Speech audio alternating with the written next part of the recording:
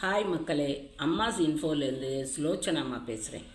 இன்றைக்கி அரச மரம் எப்படி தோன்றியது என்பது பற்றியும் அதன் மகிமையையும் கூறப்போகிறேன். அரச மரம் மகாவிஷ்ணுவின் வலது கண்ணில் இருந்து தோன்றியது. இந்த மரத்திற்கு எல்லா மரங்களுக்கும் தலைமையாக இருந்து ஆட்சி புரியும் வரத்தையும் மகாவிஷ்ணு கொடுத்துள்ளார். அரச மரமானது எல்லா மரங்களுக்கும் தலைமையாக இருப்பதால் அரசு என்று பெயர் பெற்றதாக கூறுவர். இந்த அரச மரம் கல்வி, செல்வம், மக்கட்பேறு, நல்ல மனம் ஆகிய அனைத்தையும் தருவதால் மக்கள் இதனை சுற்றி வருகிறார்கள். பகவத்கீதையில் கிருஷ்ணர் அரச மரத்தை அஸ்வத்த சர்வ விருஷானாம் என்று கூறியுள்ளார். அப்படியென்றால் அரச மரங்களுக்கு எல்லா மரங்களுக்கும் நானே அரசன் என்பதுதான் இதன் பொருளாகும். இதன் மகிமை பற்றி கூற வேண்டும் என்றால், அரச மரம் எப்போதும் ஆற்றங்கரை அரச மரத்து பிள்ளையார் என்று கேள்விப்பட்டிருப்பீர்கள். அரச மரம் பெரும்பாலும் ஆற்றங்கரைகளில் வளர்ந்து பெரியதாக இருக்கும்.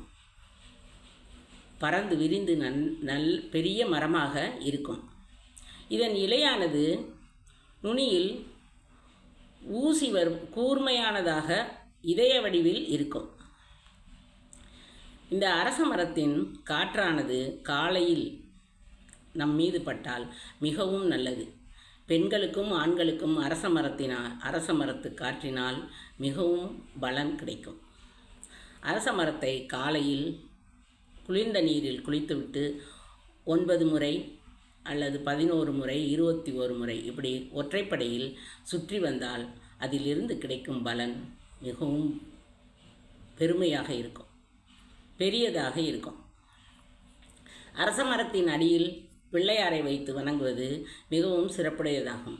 அவருக்கு அருகம்புல்லை பித்தளை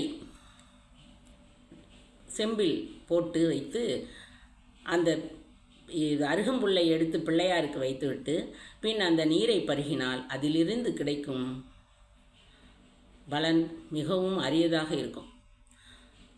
இவ்வளவு சிறப்பு வாய்ந்த அரச மரத்தை வலம் வந்து நாமும் பயன்பெறுவோமாக. இந்த வீடியோ பிடிச்சிருந்ததுன்னா லைக் பண்ணுங்கள், ஷேர் பண்ணுங்கள், சப்ஸ்கிரைப் பண்ணுங்கள், கமெண்ட் பண்ணுங்கள். வாழ்க வளமுடன்.